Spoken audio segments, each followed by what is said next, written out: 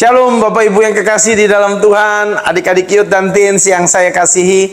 Senang jumpa dalam Victorious Devotion pagi ini. Kita mau renungkan kebenaran firman yang menjadi guidance dalam kehidupan kita.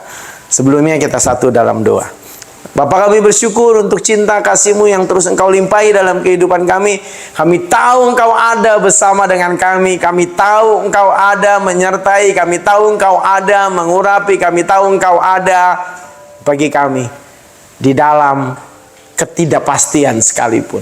Terima kasih Tuhan, kami bersyukur dan kami minta pimpinan Tuhan, penyertaan Tuhan menyertai kami. Kami dengar firman yang pasti dalam hidup kami. Dalam nama Yesus kami berdoa, ucap syukur, pimpin dan sertai senantiasa. Haleluya. Amin. Wow, Bapak Ibu kekasih dalam Tuhan, adik-adik youth dan teens yang saya kasihi, pagi ini kita mau belajar satu kebenaran firman dalam satu tema besar 2026 dalam GB Victory Divine Connection. Dan di Februari kita belajar tentang satu tema kecil, apa itu Divine Direction. Divine Direction adalah tuntunan ilahi dalam hidup kita. Apa itu tuntunan ilahi? Ya, kita dituntun oleh satu kuasa yang bukan dari dunia ini. Ada satu kuasa yang bukan dari sesuatu yang terbatas, yang ilahi, yang kekal. Indah banget kan kalau kita ada dalam tuntunan sesuatu yang kekal, sesuatu yang bukan dari dunia ini, ya, sesuatu yang ilahi dalam kehidupan kita.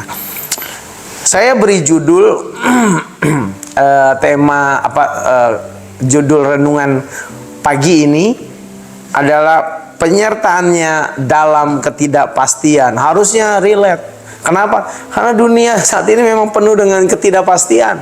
Ya, ada ketidakpastian soal apa?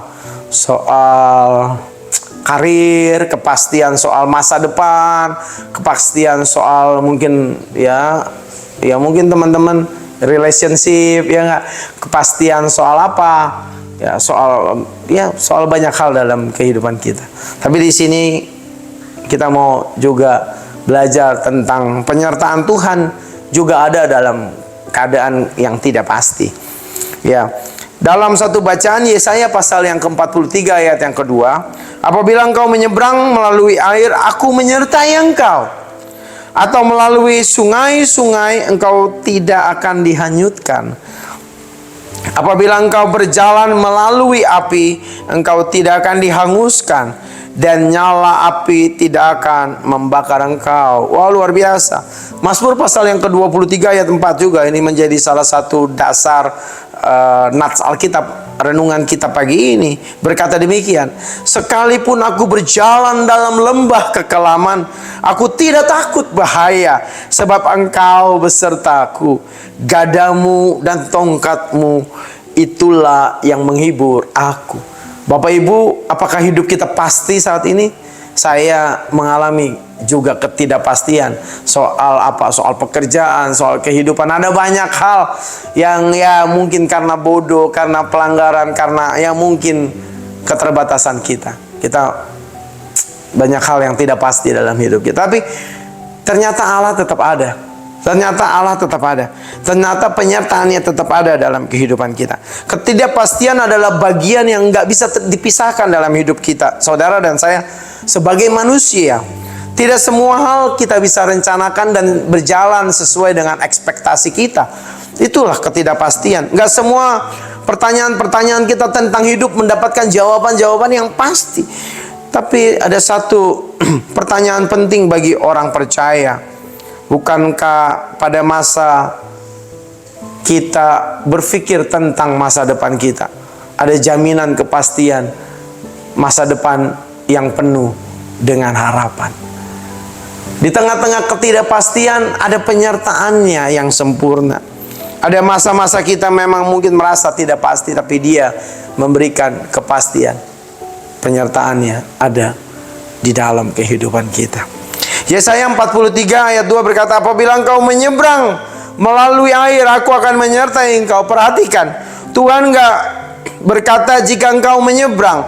Tuhan berkata apabila. Tetapi apabila dikatakan di ayat ini. Artinya masa-masa sulit adalah realita kehidupan. Masa-masa kita struggle adalah fakta dan nyata dalam kehidupan kita yang acap kali kita harus lalui itu. Tetapi di sini dikatakan Tuhan mau memberikan, aku menyertai engkau. Itu pasti Tuhan menyertai engkau. Mazmur 23 menegaskan juga bahwa bahkan di lembah kekelaman sekalipun, di lembah kekelaman, di titik nadir kehidupan kita, di titik terendah kehidupan kita, mungkin dihina, kita mungkin dianggap rendah, kita mungkin tidak dianggap bahkan sekalipun, Tuhan gak pernah meninggalkan kita umatnya. Di lembah kehidupan kita pun Dia ada menyertai kita. Tongkat dan gadanya menghibur aku, bukan karena jalannya mudah, tapi ada di lembah sulit, menderita, mungkin gelap, takut menyertai takut terus mengiringi kehidupan kita. Tapi janji penyertaannya sungguh sangat sempurna. Tongkat dan gadanya adalah satu bukti Tuhan ada menyertai. Dalam 2 Korintus 5 ayat yang ke-7 berkata, Paulus mengingatkan bahwa hidup orang percaya berjalan oleh iman, bukan berjalan oleh kenikmatan, kelimpahan saja, oleh iman. Sekalipun ada dalam kondisi-kondisi di lembah tadi, di tengah-tengah kesulitan, ketidakpastian, ada iman. Ada iman yang bukan oleh karena penglihatan, tapi iman oleh karena percaya. Artinya iman justru bertumbuh ketika segala sesuatunya belum jelas, belum pasti. Yang penting kita tahu bahwa penyertaan Tuhan itu sempurna. Melainkan seringkali ruang di mana iman itu diperdalam, ya di kondisi-kondisi yang di dalam lembah kekelaman itu. Kita belajar pagi ini bahwa di tengah-tengah ketidakpastian, ayat tadi menyatakan ya bahwa itu nyata penyertaan Tuhan dalam hidup saudara dan saya. Ada penyertaan Tuhan di tengah-tengah ketidakpastian. Ada beberapa hal yang mungkin kita simple, tapi kita renungkan sedikit. Bagian hidup mana yang sedang terasa nggak pasti dalam kehidupan kita? Aspek kehidupan apa? Kita tahu pasti hal-hal yang memberatkan kehidupan kita. Lalu apakah kita fokus pada ketidakjelasan, ketidakpastian, ketidakmenentuan nasib kita di depan? Mungkin 1 minggu, mungkin 1 hari ini, mungkin 1 bulan ke depan. Kita nggak pasti, ataupun kita tetap percaya Tuhan memberikan jalan keluar. Karena kita yakin Dia ada menyertai kita di tengah-tengah, di dalam lembah kekelaman. Apakah saya percaya Tuhan tetap hadir? Apakah saudara percaya Tuhan tetap ada dan hadir sekalipun kita belum melihat jalan keluarnya? Ada lagu yang berkata bahwa He will make a way where there seems to be no way. Dia buat jalan. Bukan Dia sekadar membuka jalan yang sudah ada. Sekalipun di hadapan kita bentuk tembok, tapi Dia buka jalan. Bahkan sungai di gurun kutemui. Dia membuat segala sesuatu yang gak mungkin, yang kadang-kadang kita berkata impossible, tapi karena bersama-sama Dia dan penyertaannya, dan Dia ada di tengah-tengah ketidakpastian itu, segala sesuatu menjadi impossible, menjadi mungkin. Pertanyaannya, apakah saudara dan juga saya mau mempercayainya, kehadirannya, penyertaannya ada di tengah-tengah ketidakpastian? Pagi ini kita mau belajar, Dia ada di tengah-tengah ketidakpastian, Dia ada menyertai saudara dan saya. Tuhan gak selalu memberikan jawab seperti makan cabai habis gigit pedes, enggak. Tapi Tuhan mau kita percaya sekalipun gak terlihat jalan. Tapi Tuhan jamin Dia selalu memberikan kehadiran yang cukup untuk kita mengatasi ketidakpastian dan ketakutan dalam hidup kita. Dia hadir, Dia hadir. Bapak Ibu yang kekasih, renungan pagi ini membawa kita untuk kita semakin sadar bahwa Tuhan tetap ada di tengah-tengah gejolak hidup dan ketidakpastian hidup kita. Nah, kita mau berkata bahwa ada dalam mindset kita.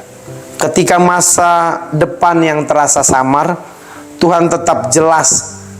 Tuhan tetap nyata dalam penyertaannya. Kita mungkin nggak tahu apa yang akan terjadi 5 menit ke depan, 1 minggu, 1 bulan ke depan. Tapi kita tahu siapa yang berjalan bersama dengan kita, siapa yang ada bersama-sama dengan kita. Penyertaannya sempurna, dan itu sudah lebih dari cukup, more than enough.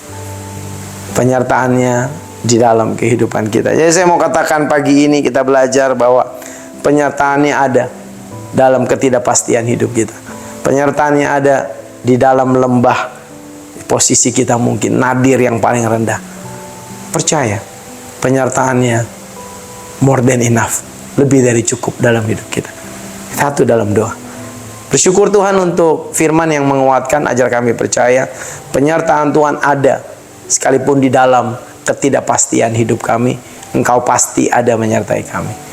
Ajar kami, tuntun kami, Roh Kudus sertai kami. Dalam nama Yesus kami berdoa ucap syukur. Haleluya. Amin.